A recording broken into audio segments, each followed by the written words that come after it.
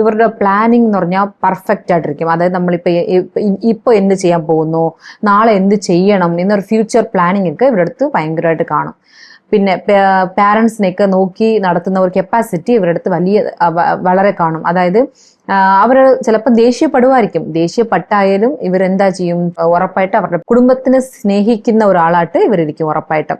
ഇവർക്ക് എന്താണെന്ന് വെച്ചാൽ എപ്പോഴും ഒരു സംശയം തോന്നിക്കൊണ്ടിരിക്കും. അതായത് സംശയം എന്ന് പറഞ്ഞാൽ നമ്മളുടെ റൂട്ട് റൈറ്റ് ആണോ, അതായത് സെക്കൻഡ് ഓപ്ഷൻ കൊടുക്കത്തില്ല അവര്. എന്നാൽ ഫസ്റ്റ് ഓപ്ഷനിൽ ആരെടുത്തിലും ഇവരെന്താ പറയുക, തല വണങ്ങത്തില്ല. അതായത് ശിരസ് താഴ്ത്തി നിൽക്കത്തില്ല. എന്തായാലും അവർ പറയും എന്നെ കൊണ്ട് ഇത് പറ്റും, ഞാനിത് സാധിക്കും, അപ്പൊ ഞാനിത് തന്നോട്ടെ, ഇല്ല നിങ്ങൾ ഈ ഹെൽപ്പ് ഞാൻ ചെയ്തു തരട്ടെ എന്ന് പറഞ്ഞാൽ ഇവർ പറയും അല്ല, ഇത് എന്നെ കൊണ്ടാകുന്ന കാര്യമാണെന്ന് പറയുന്നതിലൊക്കെ ഇവർ ഭയങ്കര ബെസ്റ്റാണ്. മത്സരിക്കുന്ന ഒരു ക്യാരക്ടർ കാണാൻ പറ്റും. അതായത് മത്സരിക്കുന്ന ക്യാരക്ടർ വെച്ചാൽ മത്സരം എന്ന് വന്നാലേ ഇവർക്ക് അത് ഭയങ്കര ഇഷ്ടമായ ഒരു കാര്യമായിരിക്കും. നമ്മൾ മത്സരിക്കണം, ആ മത്സരത്തിൽ നമ്മളാണ് ഫസ്റ്റ് ആളായിട്ട് നിൽക്കണം.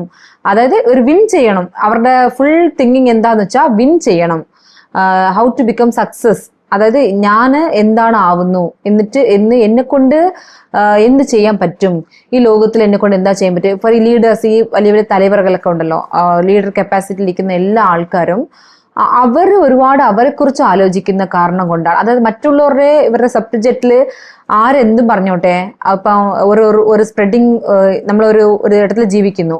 അപ്പൊ പല ആൾക്കാരും പല കാര്യങ്ങളും പറഞ്ഞ് സംസാരിച്ചുകൊണ്ടിരുന്ന ഇവർ ആ കാര്യത്തിലോട്ട് നിൽക്കും. പക്ഷെ അവർ ഒരുപാട് കേൾക്കാനോ, ഇൻ കേസ് അവർക്ക് അറിയുന്ന സബ്ജക്റ്റ് ആയാലും അവർ പോയി നിന്നിട്ട് അത് കേൾക്കാതെ മട്ടിൽ നിൽക്കും. ഈ മീനരാശി എന്താന്ന് വെച്ചാൽ കേൾക്കാതെ മട്ടിൽ നിന്നാലല്ലേ ഒരു കാര്യം കൂടെ എക്സ്ട്രാ കിട്ടത്തുള്ളൂ എന്ന് പറഞ്ഞ ഐഡന്റിഫിക്കേഷൻ ഒക്കെ ഇവരുടെ അടുത്ത് നിന്ന് കിട്ടും.